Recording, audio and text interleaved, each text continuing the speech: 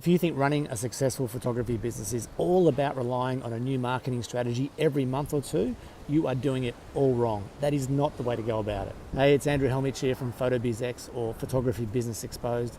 I'm in Bali. I can't believe I'm recording a video here. It's a crazy time of year to be away. I'll share more about that at the end of the video. But I'm just off a call to a coaching client, a photographer based in Europe, and she has had a string of low quality clients coming through the door, and she's just at her wit's end.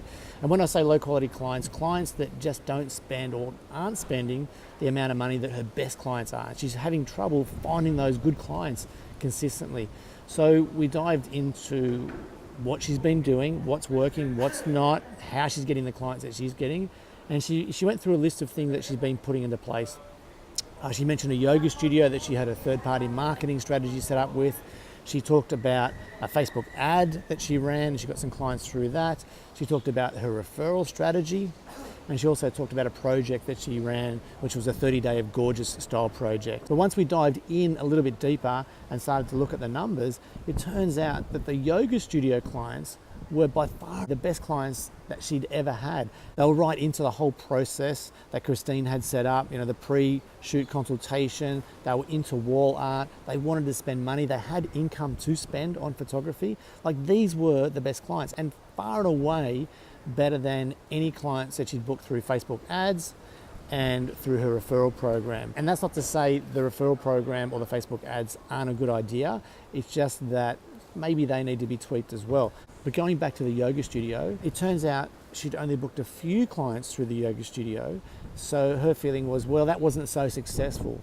But it was those few clients that had spent the most by far compared to any other clients that she booked. So what do you think my suggestion was? It was to go back to the yoga studio owner and setting up a third-party promotion with her so that she can gift photography sessions to her best clients. And this is a super simple strategy to implement, particularly if you already have a successful business and you know how to treat your customers well, you know how to capture great images no matter the weather conditions or the time of day. And if you already know what you're doing in business and you know how to deliver a great service to your clients, and your clients love you and love being photographed by you, then setting up a third-party promotion with a business that is servicing your perfect clients is an absolute no-brainer. It is the easiest way to get in front of your perfect target client. And the way that it works is, in this case for Christine, she would approach the yoga studio. Well, there's 4 different ways to implement a third-party promotion, and we can go into those in another time. But by far and away, the best one for you as a photographer is to have the business that you're partnering with have their customers or clients fill out a voucher at the store. So when they spend money, let's say they book 6 months worth of yoga sessions, or they buy a 3-month block or a 10-pack of yoga classes, whatever that may be, as long as the amount is above or equal to what you'll be offering as a gift. So let's say, for example, a yoga student comes in and spends over $250 with the yoga studio.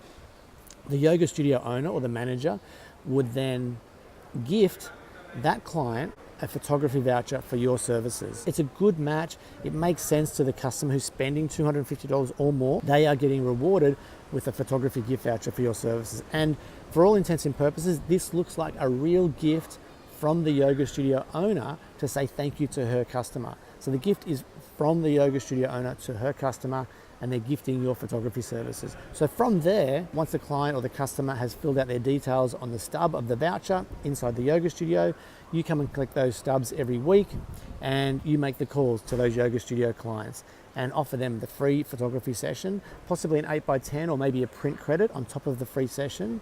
And then you go about delivering your amazing service. You do what you normally do to generate the great sales that you get.